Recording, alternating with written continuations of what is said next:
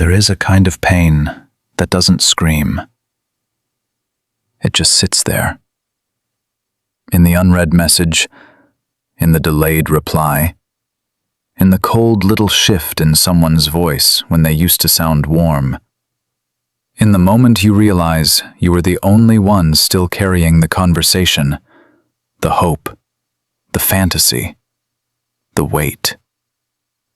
And what makes it worse is not the silence itself, it's what the silence does to your mind.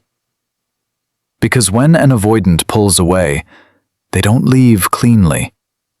They leave traces. A late-night view.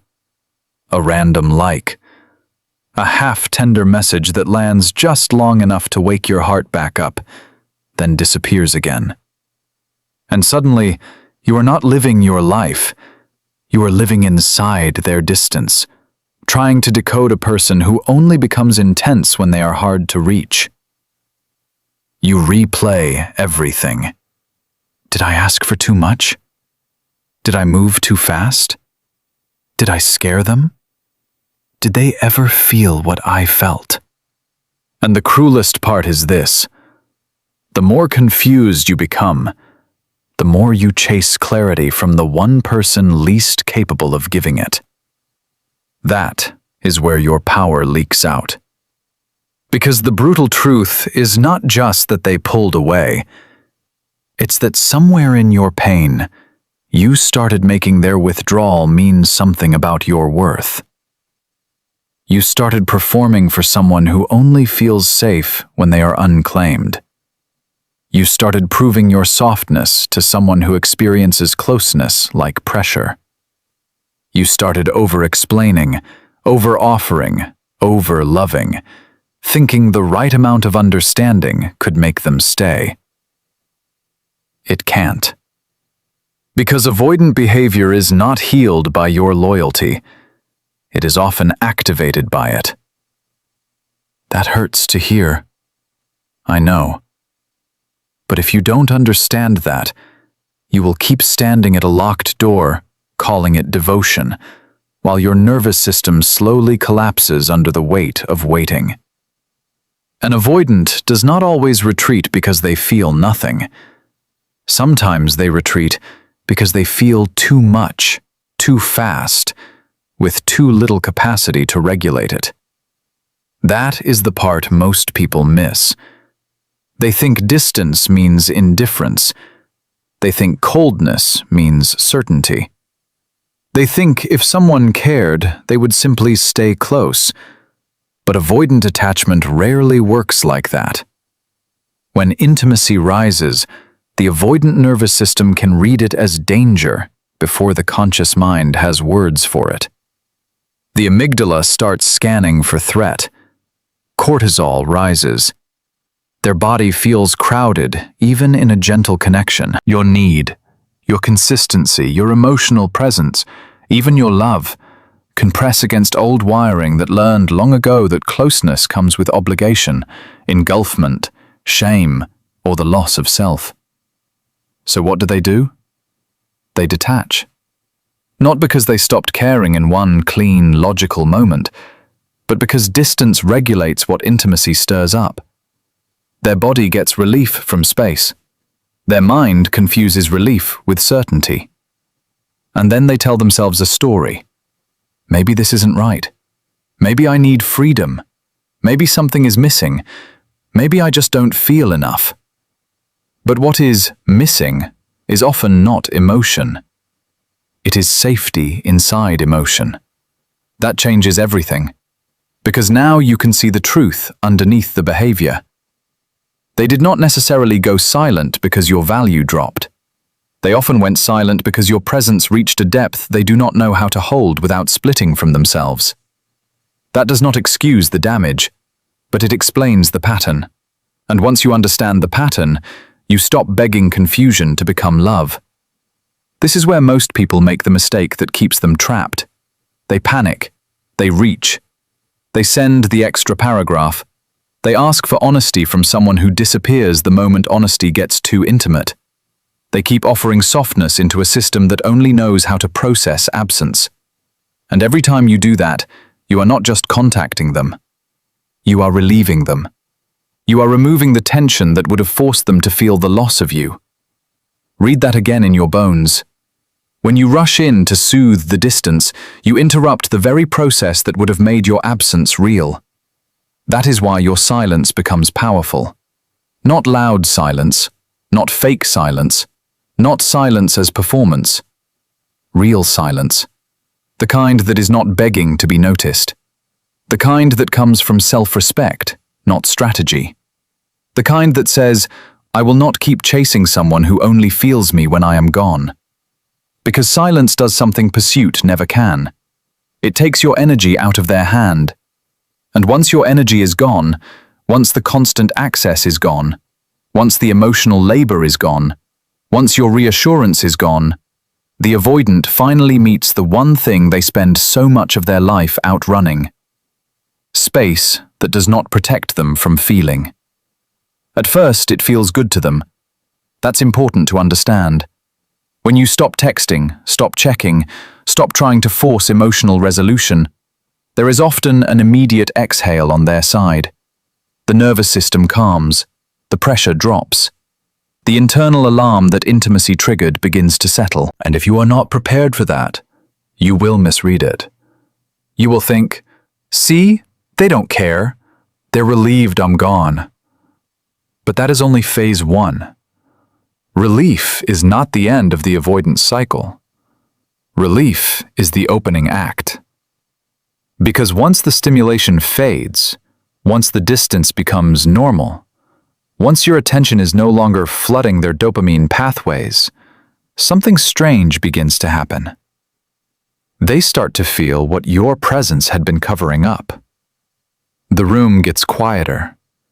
Your name is no longer appearing. The emotional supply they could always return to is no longer there. And the person they thought they needed distance from is suddenly the person whose absence is echoing through ordinary moments. That is when memory gets louder. Not the memory of conflict, the memory of warmth, of your steadiness, of the way you listened, of the softness they could not receive when it was in front of them, but now crave because it is gone. Avoidants often feel most deeply in retrospect, not in the middle of closeness, after it. When the nervous system is no longer overloaded, the heart starts catching up to what the body couldn't tolerate in real time. Dopamine shifts. What was once available becomes scarce, and scarcity sharpens attention. The mind circles what it lost. Their emotional system, which went numb under pressure, starts waking up in the absence of pressure. This is why they can seem almost haunting after they withdraw. Suddenly they watch your story. Suddenly they send something random. Suddenly they reappear with a softness you haven't seen in weeks, maybe months.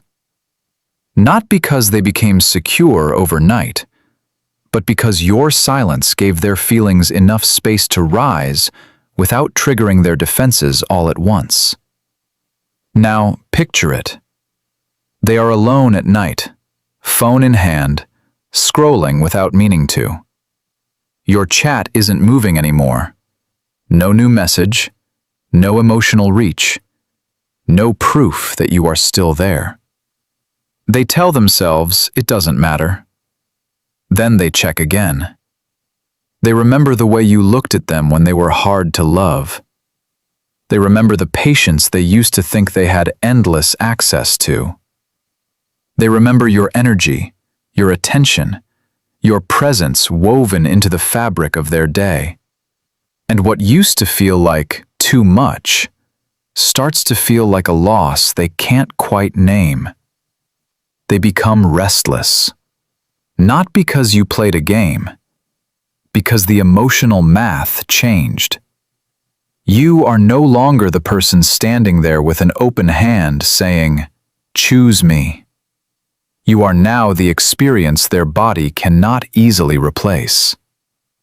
That is when passion begins to mutate. Not always into healthy love, be careful, but into longing, fixation, curiosity, sometimes obsession, because people do not always chase what loved them best. They chase what they can no longer regulate themselves against. When you were constantly available, they could keep their distance and still feel your warmth. They could withdraw and know you would come closer. They could avoid the full consequences of avoidance because your devotion kept cushioning the fall. Silence removes the cushion. Now, when they pull away, they actually fall. Into missing you, into wondering, into feeling. This is the power dynamic most people never understand. Chasing makes you visible, but not valuable. Absence makes you felt. And if the connection was real, if there was genuine emotional charge there, your silence does not erase you from their system. It engraves you deeper. Because now there is no fresh interaction diluting the ache, no new argument letting them feel justified, no endless explanation helping them stay defended. Just the raw shape of your absence, meeting the places in them they thought they had under control. Suddenly, you are no longer the person they were figuring out. You are the one they cannot stop thinking about. But here is where you must be very careful. This is not the moment to break. This is not the moment to feel one small breadcrumb and pour your whole soul back in. This is not the moment to confuse their resurfacing with transformation. Because avoidance can miss you deeply and still not know how to love you safely. Both things can be true. They can ache for you. They can fantasize about you. They can feel their passion for you intensify in your absence. And still, if nothing in them has changed, they can return only to repeat the cycle. That is why your silence cannot be bait if, underneath it, you are still available in the same old way. They will feel that. People sense desperation even through distance. They sense when silence is just suppressed pursuit. They sense when you are still orbiting them emotionally, waiting for one sign so you can collapse back into old patterns. Real silence is not an empty strategy. It is a nervous system decision. It is when your body stops volunteering for emotional whiplash. It is when your self-worth stops applying for a role in someone else's unfinished healing. It is when you finally understand that your love is not more sacred because it survived mistreatment. That understanding changes the frequency of everything. Because now, if they come back, they do not meet the same you. They do not find the person who will over-explain their value. They do not find the person who will turn one message into a reunion in their mind. They do not find the person who calls crumbs a feast. They meet stillness. And stillness terrifies the avoidant in a very particular way. Not because it is cruel, because it is uncontrollable. If you are no longer reacting, no longer chasing, no longer leaking your fear of loss into the connection, then they can no longer predict access to you. And unpredictability works on them the way certainty once worked on you. It sharpens focus. It exposes attachment. It makes them come closer just to see if you are still emotionally reachable. This is where the roles begin to reverse. Now they are the one rereading. Now they are the one wondering what you meant. Now they are the one checking if you posted. Now they are the one feeling your silence in their chest. And here is the irony. The moment they start chasing is often the moment you finally see clearly. You see that what once felt like love was too often a trauma rhythm. Pursue, withdraw, panic, relief, return, repeat. You see how much of your energy was spent trying to be chosen by someone who only became emotionally available when you disappeared. You see how often you called your anxiety intuition, how often you called their inconsistency mystery, how often you called your self-abandonment loyalty. And that clarity is the true shift. Not getting them back, becoming someone who no longer needs to. Because when your silence comes from self-possession, you stop using it to manipulate an outcome. You use it to protect your inner life from people who only value what they cannot consume continuously. That is what makes you magnetic. Not performing detachment. Becoming detached from the need to be pursued in order to feel valuable. There is a difference. One is a tactic. The other is liberation. So, yes, the avoidance passion for you may explode when you stop feeding the pattern. Their thoughts may intensify, their longing may rise, their nervous system may finally register the weight of your absence. They may come closer, speak softer, look longer, reveal more. They may feel with shocking force what they could only suppress when you were near. But never forget this. Their hunger for you is not the same as their capacity for you. If you forget that, you will mistake chemistry for safety and fall back into the fire just because it is warm. Do not do that to yourself again. Do not let someone's delayed awakening become your new addiction. Do not let their confusion become your home. Do not let the fact that they finally feel you become the reason you stop feeling yourself. Because the deepest power in this is not that your silence can make them miss you, it's that your silence can return you to you. To the part of you that was never meant to shrink for unstable love. To the part of you that does not need to chase to be unforgettable. To the part of you that knows being desired in fragments is not the same as being cherished whole. You were never hard to love. You were just offered to someone who experiences real intimacy as a threat before they experience it as a gift. That was never your shame to carry. And if your silence awakens them, let it. If your absence unsettles them, let it. If they start chasing, watching, missing, obsessing, let them meet the consequence of losing access to someone they thought would always stay emotionally available, no matter how little they gave in return. But you do not go silent to make them burn. You go silent so you can stop burning. You go silent because peace is finally more attractive than potential. You go silent because your heart deserves a home, not a revolving door. You go silent because love that only rises in your absence is not a place to build your life. And in that silence, something sacred begins. Your nervous system softens. Your thoughts stop circling. Your body stops bracing for the next disappearance. Your dopamine stops getting hijacked by inconsistency.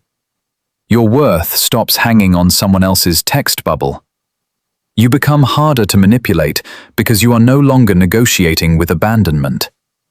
You become harder to forget because you stopped trying to be remembered. You become powerful in the quietest possible way. Not loud, not performative, not cold, just unavailable for what diminishes you. That is the shift. That is the real obsession breaker. That is the moment the story changes. Because the version of you who once begged for reciprocity is gone. In their place is someone calmer, someone deeper. Someone who understands that being wanted is cheap if it comes without emotional courage. Someone who no longer confuses intensity with intimacy. Someone who can feel the pull, hear the old ache, sense the possibility of their return, and still choose themselves. That is the kind of silence no avoidant forgets, because it is not empty. It is filled with self-respect, filled with grief that has turned into wisdom, filled with the quiet, unshakable knowledge that your presence is precious, and access to you is no longer granted to those who only recognize your value when they are about to lose it. So, if they are pulling away, let them feel the distance they created. If they are testing the cord, Let them discover it no longer leads to a version of you willing to collapse on command. If passion is building in them now, if the ache is rising now, if your absence is finally reaching the places your love could not, good. Let it reach. And while it does, keep walking. Not to punish, not to prove, not to bait, but because the greatest power you will ever hold is this. The moment you stop trying to be unforgettable to someone avoidant is the moment you become unforgettable to yourself.